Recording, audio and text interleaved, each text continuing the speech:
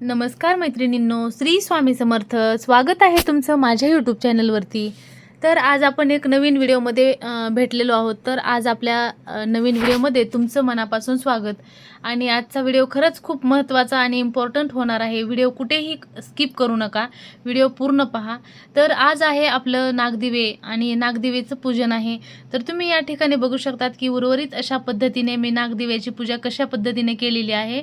तर त्या पद्धतीने पूर्ण मी व्हिडिओ या ठिकाणी शूट केला आहे की नागदिव्यासाठी काय काय बनवलं गेलं दिवसभरात, मी कशी तयारी केली, ह्या व्हिडिओच्या माध्यमातून मी तुम्हाला दाखवू इच्छिते. तर व्हिडिओ कुठेही स्किप करू नका, व्हिडिओ पूर्ण पहा. आणि सजावट कशा पद्धतीने केली ते देखील मी तुम्हाला या व्हिडिओच्या माध्यमातून दाखवणार आहे. व्हिडिओ कुठेही स्किप करू नका, व्हिडिओ जास्तीत जास्त शेअर करा. चॅनलवर जर नवीन असाल तर एक सबस्क्राईब करायला विसरू नका.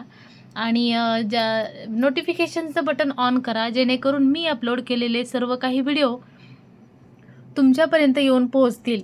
त्यासाठी व्हिडिओ कुठेही स्किप करू नका, व्हिडिओ खूप जबरदस्त झालेला आहे. तर आज बघू शकतात मी अशा पद्धतीने इकडे तयारी केलेली आहे. तर या ठिकाणी मी घेतलेली आहे आपल्या तुरीची डाळ. तर तुरीची डाळ स्वच्छ करून मी ते कुकरला लावून घेतलेली आहे. तर कुकरला लावून घेतलेले आहे. तर सांगू इच्छिते की आज आहेत नागदिवे पूजन. तर या नागदिव्यासाठी आपण या ठिकाणी माहितीस्तव म्हणजे सांगायचं म्हणजे आज 25 नोव्हेंबर 2025 अशी तारीख आहे. आणि या तारखेच्या निमित्तानं आज आपल्याकडं आलेले आज आहेत नागदिवे. तर त्या पद्धतीने मी इकडे सर्व साहित्य जमा केले. सकाळपासून धावपळ सुरू होती की मला पूर्ण ब्लॉग बनवायचा होता. मग या ठिकाणी मी मस्त अशी डाळ स्वच्छ धुवून कुकरला लावून घेतलेली आहे. आणि कुकर लावून घेतल्यावर 3 ते 4 शिट्ट्या मी या ठिकाणी काढून घेतल्या आहेत. तर तुम्ही इकडे बघू शकतात सगळा पसारा पडलेला दिसत होता. तर व्हिडिओ करायचा म्हटलं तर खरंच खूप डिफिकल्ट हार्ड आहे गोष्ट की कुठल्याही गोष्टी शक्य नसतात. त्यासाठी पडद्यामागचा खरा चेहरा काय असतो, कशा पद्धतीने मॅनेजमेंट सर्व करावं लागतं, ह्या गोष्टी देखील आपल्याला या ठिकाणी करून घ्यायच्या आहेत, बघाव्या लागणार. तर आता इकडे मी हरभऱ्याची भाजी आहे. तर या ठिकाणी आपल्याला एक हरभऱ्याची पेंड भाजी अशी बनवावं लागते. तर ती देखील या ठिकाणी स्वच्छ करून घेतली, काही घाण वगैरे आहे का बघून निवडून घेतलेली होती ऑलरेडी. तर स्वच्छ करून या ठिकाणी लसण वगैरे मी निवडून घेतलेला आहे. भाजी स्वच्छ केलेली आहे. तिकडे कुकर लावलेला आहे. मग चला म्हणलं एक चहा घेऊया. तर तोपर्यंत मी एक कप चहा घेतला आणि मस्त फ्रेश होऊन म्हणलं आता स्वयंपाकाला लागावं. तर इकडे घेतलेले आहेत आपले तांदूळ घेतलेले आहेत. आणि हे आहेत राळ्याचे तांदूळ. तर हे दोन्ही देखील आपण घेतलेले आहेत का की आज राळ्याच्या तांदळाचं खरंच खूप विशेष महत्त्व असते या नागदिव्याच्या दिवशी. त्या दिवशी राळ्याच्या तांदळाचा भात केला जातो. मग आपल्याकडे जेवढे अवेलेबल आहेत तेवढे घेऊन त्यामध्ये ॲड केले मी तांदळामध्ये आणि भात लावला. तर तुम्ही इकडे बघा की एक पातेलं घ्यायचं आहे.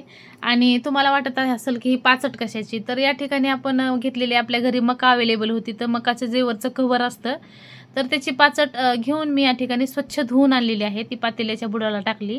तर तुम्ही इकडे बघू शकतात की तुम्हाला असं खेड्यातल्या लोकांना हे कळणार की आपण या ठिकाणी अशी पाचट का टाकलेली आहे. पण जे कोणी बाहेर देशातून म्हणा, बाहेर राज्यातून किंवा सिटीमधून लोक पाहतात त्यांना या गोष्टी बऱ्याच माहिती नसतात.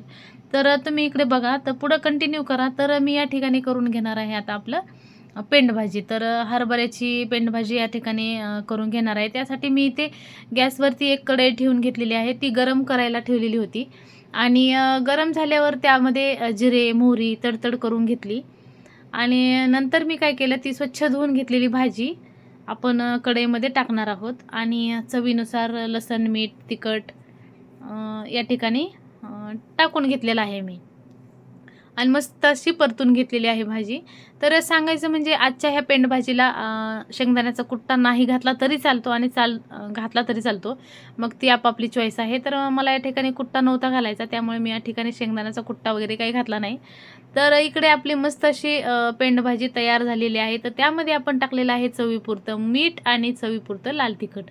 मस्त असं परतून घेतलं आणि 2 मिनटासाठी रेस्ट करायला ठेवली. नंतर आपण ती भाजी मस्त अशी एका प्लेटमध्ये काढून घेतली. तर खालीवरी करून मस्त अशी मऊ झालेली होती भाजी ती. मग छान अशा पद्धतीने मस्त परतून घेतल्याच्या नंतर मी भाजी या ठिकाणी काढून घेतलेली आहे. तर मगाच्या पाचटीचं सांगायचं म्हटलं तर तुमच्याकडं अवेलेबल असेल, मका असेल किंवा ऊसाची पाचट असेल किंवा जे आपल्याकडं शेतातील कडबा असतो ज्वारीचा, तर त्याची पाचट घेतली तरी काहीच प्रॉब्लेम नसतो. तर हे आपल्या पूर्वजांनी आपल्याला आपल्यासमोर केलेल्या गोष्टी असतात म्हणून ह्या आपल्याला माहीत असतात आणि त्या आचरणात आणणं ते देखील खरंच खूप मोठं महत्त्वाचं आहे. आणि ह्या गोष्टी जणू संपत चालल्यात. काही लोकांना माहिती नाही ह्याचं विशेष महत्त्व. तर त्या गोष्टी जपल्या पाहिजेत. भारतीय संस्कृती आपली जपली पाहिजे. जे पूर्वजांनी गोष्टी केलेल्या आहेत, ते कशामुळं केल्यात, त्यापासून आपल्याला काय फायदा आहे. तर ह्या गोष्टी आपण लक्षात घेता हे सर्व गोष्टी आपण या ठिकाणी लक्षात घेतल्या पाहिजेत. तर इकडे मी आता पूर्णपणे पेंडभजी माझी रेडी झालेली आहे. तरी ती मी स्वच्छ एका प्लेटमध्ये काढून आता अजून तेल टाकून घेतलेलं आहे. तर तुम्ही इकडे बघू शकतात.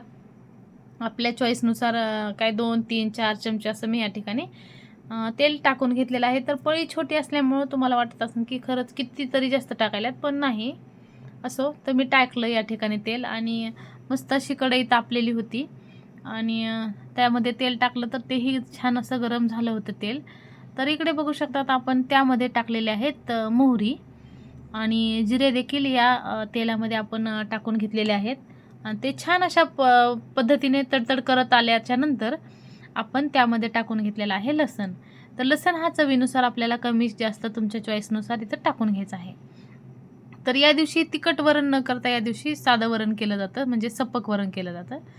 तर पुढं सर्व उर्वरित माहिती रेसिपी या ठिकाणी मी दाखवणार आहे आणि या नागदिव्याचं थोडं विशेष महत्त्व पण मी या ठिकाणी सांगणार आहे की नागदिवे कशा पद्धतीने करतात, त्याचं विशेष महत्त्व काय असतं, हे देखील मी तुम्हाला या व्हिडिओच्या माध्यमातून सांगणार आहे. तर हे सर्व गरम झाल्याच्या नंतर आपण त्यामध्ये जे आपण वरण जे शिजवून घेतलेलं होतं त्यामध्ये हळदी टाकून एकत्र करून घेतलेलं आहे. तर ते वरण आता मी या कढईमध्ये टाकून घेणार आहे. तर ओतून घेतल्याच्या नंतर आपण काय करायचं आहे, ओतून घेऊन हे त्यामध्ये चवीनुसार आपल्याला इथं मीठ टाकून घ्यायचं आहे. तर मीठ टाकून घेतल्याच्या नंतर थोडी उकळी काढून आपण ती साईडला ठेवणार आहोत. तर सांगायचं म्हणजे की आता आपण जे काही मगाशी तांदूळ घेतले होते, तर आपल्याकडे जास्त राळ्याचे तांदूळ अवेलेबल नसल्यामुळे आपण काय केलं आहे, थोडे जरी घेतले नैवेद्यापुरते आणि ते साध्या तांदळामध्ये आपण मिक्स करून त्या ठिकाणी आपण त्याचा भात केलेला आहे. तर तेही तुम्हाला या व्हिडिओच्या माध्यमातून दिसणार आहे आणि पूर्ण जे व्हिडिओ शूट करायचा दिवसभर काय घडामोडी झाल्या, कसं केलं, काय केलं, त्या स्वतःच कॅमेरामॅन बनायचं आणि स्वतःच करायचं हे पण खूप हार्ड आहे. आणि तुम्ही या ठिकाणी बघू शकता. तर मी त्याच कुकरमध्ये हे तांदूळ लावून मस्त असा भात करून घेतलेला आहे. तर सांगायचं म्हणजे की आता या ठिकाणी आपण स्वच्छ तांदूळ ते धुवून घेऊन दुसरं पाणी स्वच्छ ओतून आपण तेही या ठिकाणी भात लावून घेतलेला आहे आणि मस्त असं त्याला पण 2-3 शिट्ट्या आपण या ठिकाणी काढून घेतलेल्या आहेत. तर इकडे चालू होतं गौरवचं जेवण करणं. तर त्याला म्हणलं थोडंसं जेव, कारण नंतर नागदेवी तू खायचा नाहीस. तर तो ठीक आहे म्हणाला. मग या ठिकाणी मी सगळं आवरून घेऊन परत स्वच्छ त्या तांदळामध्ये दुसरं स्वच्छ पाणी टाकून मीठ टाकून कुकर लावून घेतलेलं आहे आणि ते झाल्याच्या नंतर कमी जास्त तुमच्या चॉईसनुसार तुम्ही या ठिकाणी पाणी घालू शकतात आणि थोडंसं वरून मीठ टाकायचं आणि नंतर आपलं या ठिकाणी कुकर रेडी करण्यासाठी ठेवून द्यायचं. तर ते कुकर होत आलं तोपर्यंत इकडे मी काय केलं, ते ज्या मगाशी आपण जी मकाची पाचट घेतली होती ती स्वच्छ धुवून आणून त्यामध्ये दुसरं स्वच्छ जारचं पाणी टाकून घेतलेलं आहे, जेणेकरून ती पाचट थोडी त्या पाण्यामध्ये भिजली जाईल अशा पद्धतीने. मग तोपर्यंत इकडे मी काय केलं की 4-5 पापड वगैरे या ठिकाणी भाजून घेतलेले आहेत. तर आपल्या जी ओव्हनमधली ग्रिल होती तर ती ग्रिल या ठिकाणी आपण शेगडीवरती उलट्या पद्धतीनं टाकून त्यावरती आपण मस्त असे पापड भाजून घेतलेले आहेत.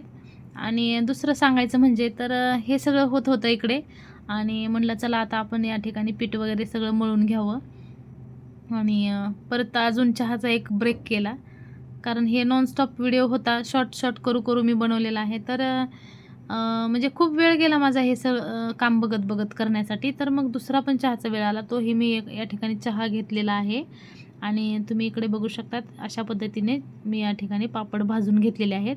मग बाजरीचं पीठ आणि गव्हाचं पीठ या ठिकाणी मी मळून घेतलेलं आहे. तर आता आपल्याला काय करायचं आहे, तर बाजरीच्या पिठाच्या आधी आपल्याला या ठिकाणी नागदिवे तयार करून घ्यायचे आहेत. तर लहान मोठे छोटे तुमच्या पद्धतीने तुमच्या चॉईसनुसार तुम्ही या ठिकाणी नागदिवे बनवून घेऊ शकतात. तर थोडंसं नागदिवे बाजरीच्या पिठाचे थोडे तुटले जातात, त्यामुळे आपण काय करायचं आहे, त्या पिठामध्ये गव्हाचं पीठ थोडंसं ॲड करून थोडंसं चिकनाई येण्यासाठी आपल्याला या ठिकाणी अशा पद्धतीने नागदिवे करून घ्यायचे आहेत. तर अशा पद्धतीने मी इकडे पूर्णपणे नागदिवे करून घेतले आणि जे मग असे आपण पाचट टाकून घेतलेली होती त्या पातेल्यामध्ये, तर ते पातेलं आपण पाणी टाकून इकडे गरम करायला ठेवले आहे शेगडीवरती. आणि अशा पद्धतीने इकडे आपण बाजरीच्या पिठाचे नागदिवे ठेवून घेतले ह्या पाचटीमध्ये. छान अशा पद्धतीने सर्व नागदिवे इथे ठेवून घेतलेले आहेत आपण. आणि नंतर काय करायचं आपल्याला की त्यावरती एक झाकण ठेवायचं आहे.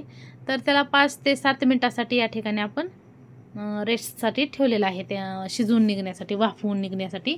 तर आता आपण घेतलेले आहेत या ठिकाणी गव्हाचं पीठ. तर या ठिकाणी आपण मस्त अशी पिठाला तेल लावून थोडंसं छान मळून घेऊन त्याचे छोटे छोटे असे उंडे बाजूला काढले आहेत. तर आता हे उंडे आपण गोल करून मस्त पिठाच्या साहाय्याने आपल्याला ह्याचे देखील नागदिवे या ठिकाणी बनवून घ्यायचे आहेत. तर छान असे नागदिवे मग आपलं एक असं असतं की नागदिवे बनवून झाल्याच्या नंतर त्याचं एक थोडंसं विशेष महत्त्व म्हणजे नागदिव्याची पूजा कशी करावी आणि कधी करावी. तर नागदिवे हे आपल्या भारतीय संस्कृतीमध्ये पूजले जातात. तर त्याचं आज मार्गशीर्ष महिन्यामध्ये अमावस्या झाली की 6व्या दिवशी नागदिव्याचं पूजन या ठिकाणी आपण करत असतो. तर हे पूर्वजांपासूनच सुरू झालेली गोष्ट आहे. तर ती ही आपल्याला या ठिकाणी पूर्णपणे लक्ष देऊन करायचं आहे. तर आज आहे 25 नोव्हेंबर 2025. तर या दिवशी आपल्याला काय करायचं आहे की नागदिव्याचं पूजन करून घ्यायचं आहे. त्यासाठी आपण हे मगाशी टाकलेले बाजरीचे जे नागदिवे होते ते मस्त असे वाफून निघालेले आहेत. तर आता कळलं असेल तुम्हाला की यामध्ये आपण कुठल्याही तेलाचा वापर केला नाही किंवा काही नाही. तर ते किती सुंदर असे पटापट नागदिवे या ठिकाणी निघालेले आहेत. तर काही थोडेसे बाजरीचे असल्यामुळे मोडले देखील आणि मस्त पुन्हा गव्हाच्या पिठाचे नागदिवे आपण यामध्ये टाकून घेतलेले आहे. नंतर अजून झाकून ठेवलेलं आहे. तर मी सर्व पूजा आटपून घेतली होती या ठिकाणी. मस्त ताट सजवून घेतलं होतं, रेडी करून घेतलं होतं. हे पूर्ण नागदिव्याचं तिथलं काम माझं आवरलं होतं. आणि एक पाट ठेवायचा देवासमोर. तर त्या पाटामध्ये एक पाटावरती ताट ठेवून त्यामध्ये बाजरीच्या पिठाचे बनवलेले नागदिवे 5 आणि गव्हाच्या पिठाचे नागदिवे बनवलेले 5 असे टोटली 10 नागदिवे आपल्याला या ठिकाणी ठेवायचे आहेत. आता तुमच्या घरामध्ये किती व्यक्ती आहेत, किती मुलं आहेत, त्यानुसार तुम्हाला या ठिकाणी समोर ठेवून घ्यायचे आहेत. तर मला एक मुलगा आणि एक मुलगी असल्यामुळे मी या ठिकाणी माझ्या मुलीचे जे नागदिवे आहेत ते बालुशाहीचे केलेले आहेत आणि माझ्या मुलाचे आहेत तर ते या ठिकाणी पेढ्याचे केलेले आहेत. तर तुम्हाला ते समोर साखराचे आळे, तूप साखराचे दिसत आहेत, ते माझ्या मिस्टरांचे आहेत. आणि नंतर एक साईडला मोत्याची माळ ठेवलेली आहे, ते शुभ असतं म्हणून. आणि जी पेंडभाजी बनवून ठेवली होती तर ती देखील या ठिकाणी मी ठेवलेली आहे. तसेच भात आणि भातावरची राळ्याचा भात आणि त्यावरती ते वरण देखील आपण घालून घेतलेलं आहे. आणि पापड देखील या ठिकाणी आपण ठेवून घेतलेले आहेत. अशा पद्धतीने या ठिकाणी मी पूर्ण माझी पूजा आटपून घेतलेली आहे. देवाला व नागदेवाला मस्त असं हळदी कुंकू लावलेलं आहे.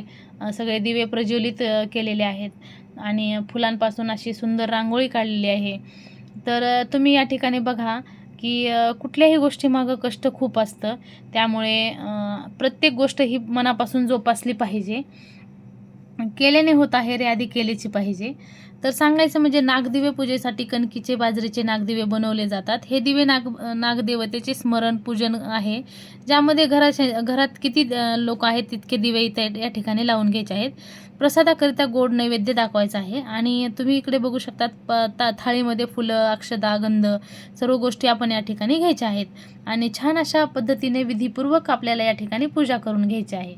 तर तुम्हाला हा माहितीपूर्ण व्हिडिओ कसा वाटला आणि तुमच्या घरच्या नागदिव्यासाठी तुम्ही लहान मुलं असतील, मुली असतील, त्यांच्यासाठी कशाचे नागदिवे पूजतात ते देखील नक्की कॉमेंट करून सांगायला विसरू नका. आणि आपल्या व्हिडिओवर, आपल्या चॅनलवरती जर तुम्ही नवीन असाल तर व्हिडिओ जास्तीत जास्त शेअर करा, सबस्क्राईब करा आणि बेल आयकॉनचे बटन प्रेस करायला अजिबात विसरू नका, जेणेकरून मी असे छान छान व्हिडिओ जे अपलोड करत असते, मला ज्या गोष्टी माहिती होत असतात त्या मी तुमच्यापर्यंत पोहोचवण्याचा प्रयत्न करत असते. त्यासाठी तुम्ही बेल आयकॉनचे बटन प्रेस करा. आणि व्हिडिओ कसा वाटला नागदेवाचा तो देखील नक्की सांगा. कॉमेंट करून. आणि इकडे तुम्ही बघू शकतात पूर्ण असं या ठिकाणी मी नागदिवे प्रज्वलित करून घेतलेले आहेत छान अशा पद्धतीने. आणि तुम्ही देखील तुमच्या घरचे नागदिवे कशा पद्धतीने प्रज्वलित केले ते सांगा, आणि तुम्ही कशा पद्धतीने आजची पूजा केली ते देखील सांगायला विसरू नका. तुम्ही जर आपल्या चॅनलवरती नवीन असाल तर लाईक, शेअर, सबस्क्राईब करायला विसरू नका. आणि आता लवकरच आपण भेटणार आहोत नवीन व्हिडिओमध्ये. तर तोपर्यंत मनापासून धन्यवाद. श्री स्वामी समर्थ. जय जय स्वामी समर्थ. तर फायनली तुम्ही बघू शकतात या ठिकाणी आपली पूजा झालेली आहे, संपन्न झाली आहे. धूप-दीप झाला आहे. तर छान अशी उदबत्ती वगैरे लावून घेतलेली आहे मी, धूप-दीप लावून घेतलेला आहे. तर पूर्णपणे फायनली हे करून, आणि विशेष म्हणजे या ठिकाणी आपण हे दिवे शांत झाल्याच्या नंतर त्या वाती घेऊन त्याचं तूप लावून काजळ करायच्यात. धारदार शस्त्रावरती काजळ धरून ते आपल्या डोळ्यामध्ये घालायचं असतं, जेणेकरून आपली दिव्य दृष्टी तेज होईल, हेही पूर्वजांचं म्हणणं आहे. तर ते देखील तुम्ही या ठिकाणी करा आणि काजळ वगैरे घाला. कसा वाटला व्हिडिओ तो नक्की कॉमेंट करून सांगायला विसरू नका. तोपर्यंत श्री स्वामी समर्थ.